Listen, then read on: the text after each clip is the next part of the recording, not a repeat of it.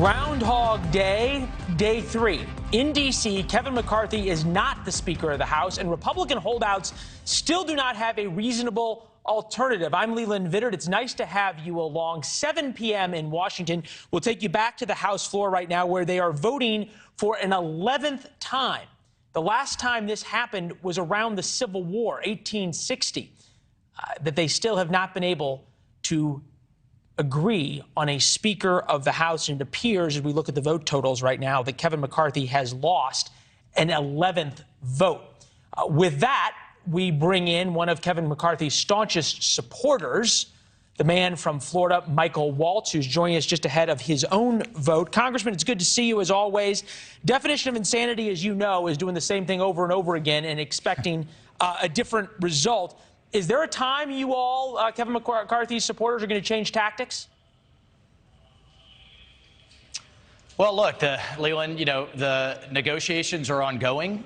There is a group that is really focused on the rules of the House, on getting certain additional things in place, particularly focused on the budget and on appropriations and how much our government spends. And those negotiations, they're painful, they're slow, but they are happening. And I am going to be optimistic that a number of those folks are going to come over. All right, we've got a picture of the 20 holdouts, as it were.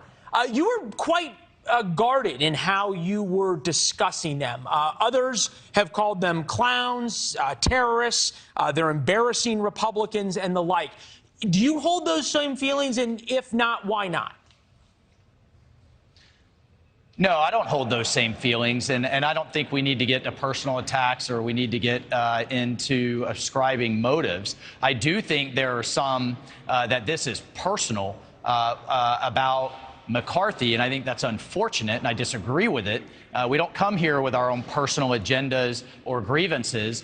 We come here with the agenda that we were elected to put in place, and that is a conservative agenda to go after out-of-control inflation, crime, our border back under control. We've gone from Middle East peace with the Abraham Accords to the worst military debacle in the withdrawal from Afghanistan since Saigon, and on and on. And, oh, by the way, to stop the Biden administration and with their destructive policies that I think are bad for this country.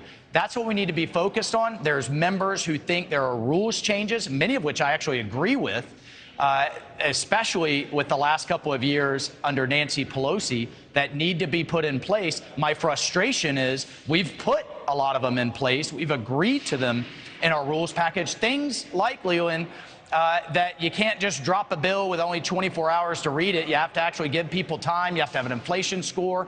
We have a policy called Cut Go. If you're going to put a new government program in place, you have to cut one that's commensurate. My frustration then is, what is that thing that will get us to 218? I think we're narrowing down on that.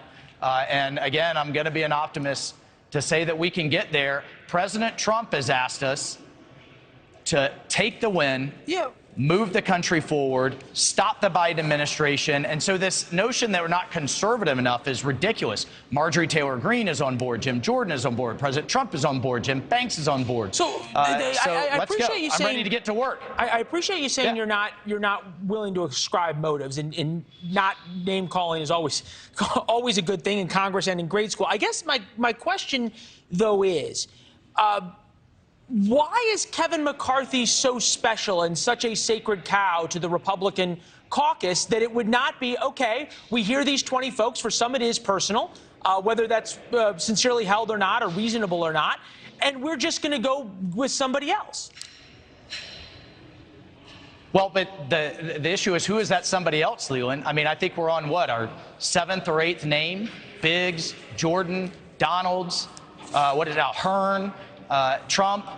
So at the end of the day, you have to have someone that can capture the votes of the entire conference. We have a number of moderates that won in Biden districts. That's how you get to a majority. And we can't have them exiting or, God forbid, dealing with the Democrats because of someone they don't support. So thus far, Kevin McCarthy is one who can capture all of them, or darn near close at this point. And Thanks for watching. Go to newsnationnow.com to find NewsNation on your television provider.